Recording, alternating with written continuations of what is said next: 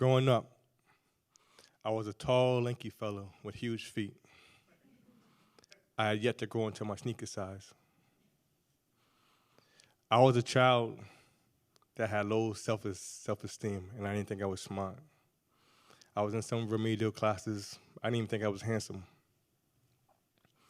Growing up, I even had a kid that was my friend make fun of me because I had a really bad speech problem. He said that when I talked, I sounded like a dirt bike because when I stuttered, it was like, wah, wah, wah, wah. It was a bad stutter. It was years later that this tall, lanky kid with a bad speech problem would find himself arrested and falsely accused of a horrific murder. My years in prison were the worst years of my life. I remember being fearful that I would grow old in prison. I remember fearing that I would lose contact with my family as the generations got older. I feared my mom dying when I was in prison, and I feared dying in prison myself.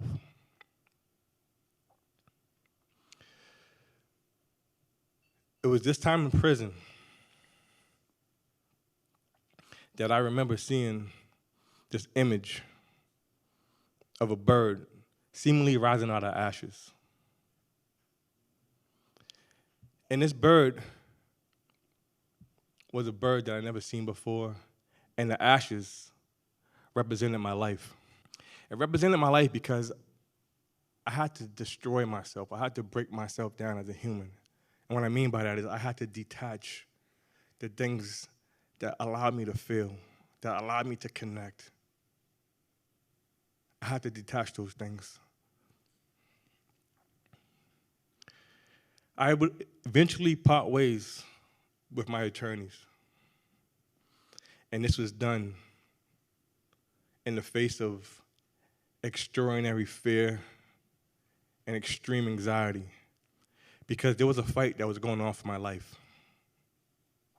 And I was the only one that wasn't in the fight. I didn't know how to fight. But I befriended a guy in prison that was very good with the law. And he was a good guy, and I asked him would he help me. And of course, he helped everybody. And 2 months into him saying that he would help me, I remember being on a wreck in a unit and standing at his door talking to him because I wanted to know the progress that he was making on my case. And like I said, it was during my wreck, so everybody was out of their cells, either making phone calls or taking showers or playing cards or dominoes. So my back was to the wall, and I was talking to him through the crack of the crack of a door. And so, I wanted to know what was going on, so I asked him. I said, what's good with my case? Did you see anything? It's like, let me know what your thoughts are. And the more he talked, the more frustrated I became. He wasn't saying anything that I was willing to hear, anything that I wanted to hear. And as he began to hear the frustration in my voice, he said to me, they call me Si. He said, Si, you gotta learn this shit. He said, what are you gonna do if I die tomorrow? And he had a bad heart, so I understood that he wasn't just being mean. But I was livid. I didn't want to hear that. I needed help. I couldn't do it by myself. I didn't know how to do it myself. I didn't even believe in myself. But at that time, I got my paperwork back from him. Kind of my shoulders hung over, and I made my way back to the cell. And in the cell, I had to sift through the anger that I felt, the hate that I felt, the hurt that I felt, and under all that was fear. I was scared because I couldn't fight. I didn't know how to fight for my life. But I knew that this wasn't the time for my low self-esteem, my lack of confidence, my not believing in myself. So I turned my cell into my own little makeshift law office. I mean, there was papers everywhere, papers on the wall, papers on the floor. And I folded back my little 2-inch mattress. And there was papers on that and on a metal slab that laid on. See, Years prior, I began to work on myself, and there was some self-development. And it was in that cell, it was cell 60 of Unit N1, that things began to come together. And I knew that I had to shift through my fears, my self-doubt, to come to a place where I can construct some legal arguments. See, when I spoke about the ashes of the phoenix, it was because I was in hell, burning, and I was innocent.